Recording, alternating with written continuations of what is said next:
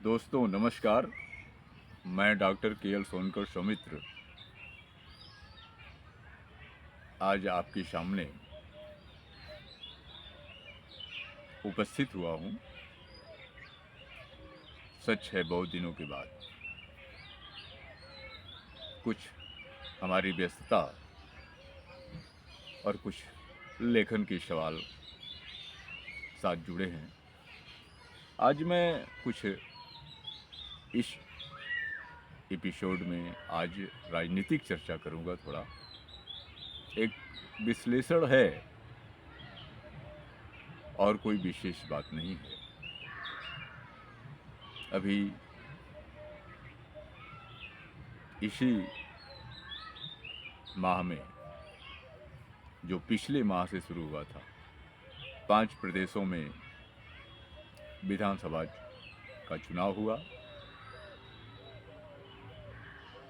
तमिलनाडु, केरल, पुडुचेरी, असम और पश्चिम बंगाल में सभी नतीजे आपके सामने हैं। आपकी जो अपनी समझ हो वो अपनी जगह है। जो जहां से जुड़ा है उसे वही अच्छा लगता है, ये भी तय है। जो हुआ वो भी अच्छा हुआ, जो होगा वो भी अच्छा होगा। लेकिन हर चीज की ऊंचाई जो होती है, विस्तार जो होता है, जो इच्छाएं होती है, जो लालच होती है, जो अपने आप में अहम की सर्वोच्चता होती है, उसकी भी एक सीमा है। इतिहास गवाह है कि कोई चीज बहुत स्थिर नहीं है, चाहे जो जितना बलवान रहा। सबको कहा भी गया है कि चिड़िया उड़े कितनों आकाश, चारा है धरती के पास। सबको नीचे आना पड़ता है। हमारा तमाम सारे जो धार्मिक ग्रंथ हैं उसमें उदाहरण भरे पड़े हुए हैं। लेकिन इंसान की का जो अहम है वो समय रहते हुए संभल नहीं पाता, वो बल्कि और विकास करता है और मजबूत होने की कोशिश करता है। वही कुछ देखने को मिल रहा है इन चुनाव में।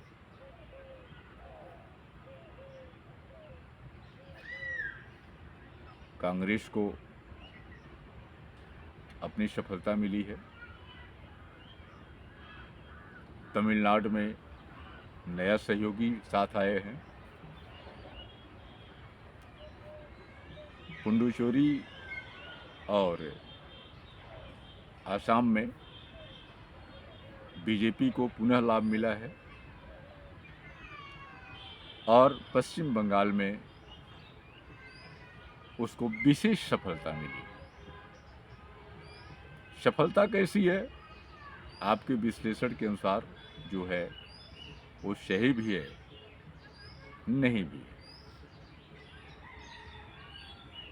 फिलहाल लोग कहते हैं कि राजनीति में सब कुछ चलता है, मान लेते हैं।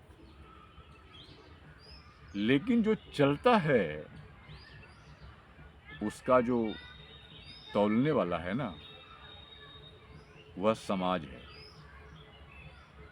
आप अपने खुद मोमिया मिट्टू बनते रहिए,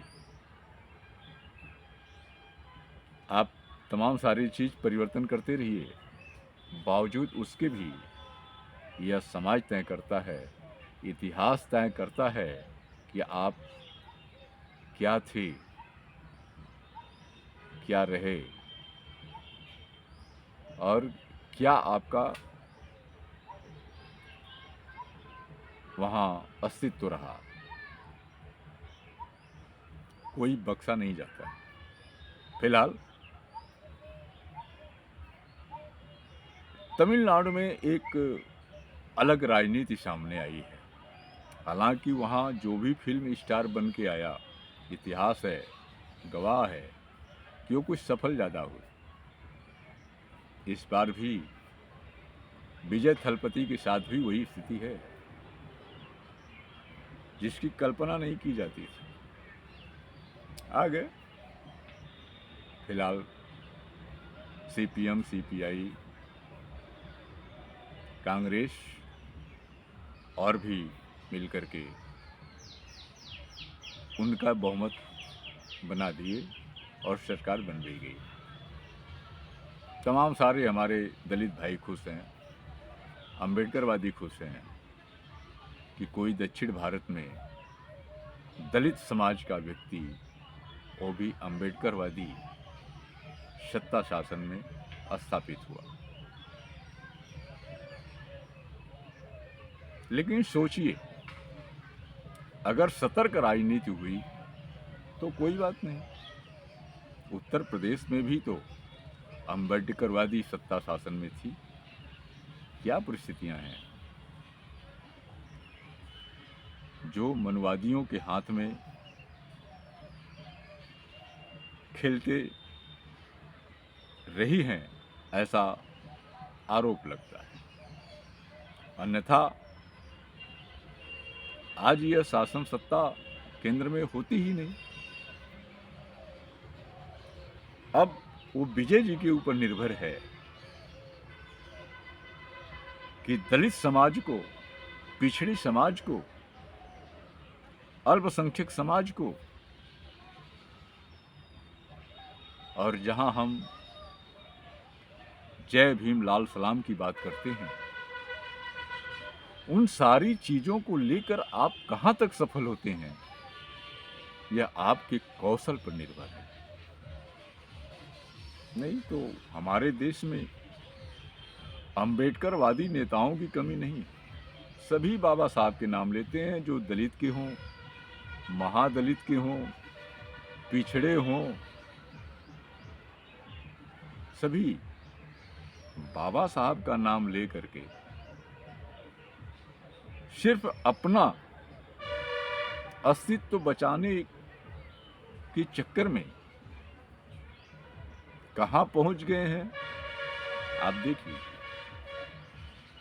जिस राजनीति में एक बार एक समय था कि 195 लोग दलित समाज के राष्ट्रपति से मिलना चाहते थे, लेकिन उनको मिलने नहीं दिया गया।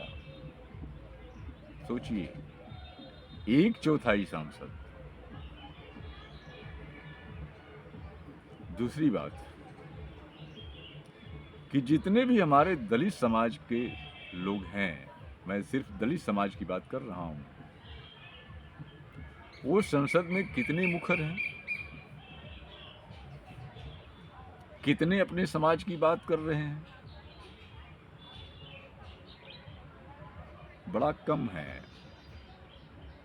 बहन जी मायावती जी थी, कुछ बोलती थी,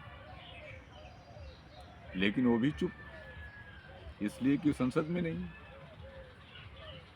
एक बार तो संसद में ये भी स्थिति थी कि इन्हें भी नहीं बोलने दिया गया। दूसरे नेताओं की बात ही छोड़ लीजिए, चाहे दक्षिण भारत के हों, चाहे उत्तर भारत के हों, चाहे मध्य भारत के हों, वो तो बोलते हुए दिखाई नहीं देते। और समाज में आएंगे तो फिर शेर सिंह तो है ही, क्योंकि उनको वोट चाहिए समाज का। एक व्यक्ति जो बहुत तेज तर्रार इधर संसद में आए हैं, वो चंद्रशेखर जी हैं, चंद्रशेखर रावत। उनकी चर्चा हर जगह, और न मात्र दलित समाज के समस्याओं में, ये देखा जा रहा है, पढ़ने को मिलता है कि वो किसी भी समाज के साथ अगर अन्याय हो रहा है तो आदमी उसको सामने संसद के पटल पर रखता है, और रखता ही नहीं है, जहां समस्याएं हैं वहां पहुंचता ही। बस एकमात्र व्यक्ति। ऐसे भी बीएसपी का अभी आधार बहुत लंबा है। लेकिन होगा क्या भविष्य में, यह हम 2012 के बाद से देख रहे हैं। उसका भविष्य तय है। आइए, हम क्या उम्मीद रखें इस समाज में जहां सिर्फ सत्ता के लिए सब कुछ है। कहां से इतना पैसा आ रहा है? हम दिन प्रतिदिन तंग होते जा रहे हैं, बेरोजगारी के शिकार हैं, गरीबी के शिकार हैं, शिक्षा महंगी हो गई है, शिक्षा की कोई व्यवस्था नहीं है,